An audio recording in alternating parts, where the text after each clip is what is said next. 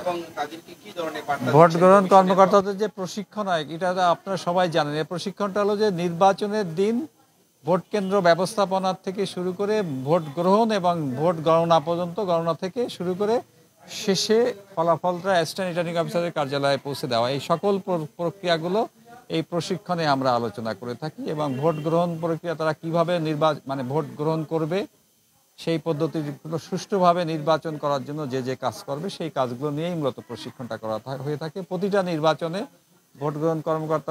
Vote গ্রহণকারী যে কর্মকর্তা আছে তাদেরকে প্রশিক্ষণের একটা ব্যবস্থা করা হয়। স্যার, আপনি এখানে একটা কথা বলছিলেন যে আপনার প্রশিক্ষণ কক্ষে যে রেজাল্টটা হচ্ছে একদম কেন্দ্রে প্রিজাইডিং অফিসার পুলিং এজেন্টদের দিবে, এই বিষয়টা আসলে যদি একটু পরিষ্কার করতেন স্যার। এটা তো আইনটা আপনার সংশোধন হয়েছে গত জাতীয় সংসদ নির্বাচনে। আমরা যে আরপিও সংশোধন করেছিলাম সেখানে আছে যে ভোট কেন্দ্রে ফলাফল গণনা পরে গণনার যে শীট প্রত্যেক প্রার্থীর এজেন্টকে একটা কপি দেবে, প্রিজাইডিং অফিসারের স্বাক্ষরিত একটা কপি দিবে। সেই একই বিষয়টা আমাদের উপজেলা পরিষদ নির্বাচন পরিচালনা বিধিমালায়ও সংশোধন করেছি।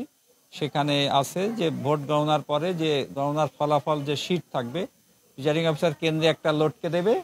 তাছাড়াও যতজন প্রার্থী থাকবে, প্রার্থীর যে এজেন্ট থাকবে তাদের একটা করে কপি দিবে, স্বাক্ষরিত কপি। আরেকটা বিষয় স্যার, যেটা ইতিমধ্যে একজন প্রার্থীতা বাতিল হয়েছে, নির্বাচন কমিশন বাতিল হয়েছে, বাতিল হওয়া যে প্রার্থী ওনার কমিশনটা বাতিল হওয়ার পরও প্রচারণা চালিয়ে যাচ্ছে বিভিন্ন উপজেলার বিভিন্ন এলাকায়, এই বিষয়টা কিভাবে দেখছেন? এটা তো আইনতভাবে উনি প্রার্থিতা বাতিল হয়েছে, কমিশন বাতিল করেছে, উনি তো প্রচার চালাইতে পারে না। এটা তো আমাদের যে রিটার্নিং অফিসার আছে, আমাদের স্থানীয় প্রশাসন আছে, তারা দেখবে। আইনে উনি প্রচার করার কোনো সুযোগ নাই। আবার আপনাদের এখানে নিয়ে আইন ভঙ্গ করলেন কিনা? আইন আমার তো জানা মতে উনি আমাকে রিটার্নিং অফিসার পাশেই আছেন, উনি বলেছেন এখন উনি কোনো প্রচার করছেন না, কোথাও প্রচার করছেন না।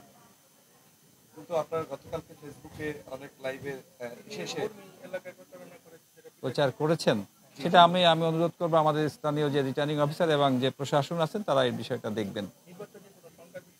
না, কোনো শঙ্কা নেই। নির্বাচন আমরা এখনো আশাবাদী, সুষ্ঠু সুন্দর পরিবেশে আমাদের নির্বাচন হবে। আইন শৃঙ্খলা বাহিনী আছে, আমাদের প্রশাসন আছে, তাদের সকলের সহযোগিতা আমরা একটা সুন্দর নির্বাচন উপহার দিতে পারবো। Thank you.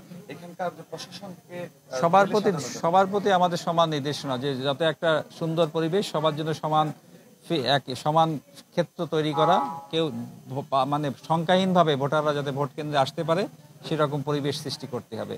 এই নির্দেশনা তো আছেই সবার প্রতি। জি, থ্যাংক ইউ।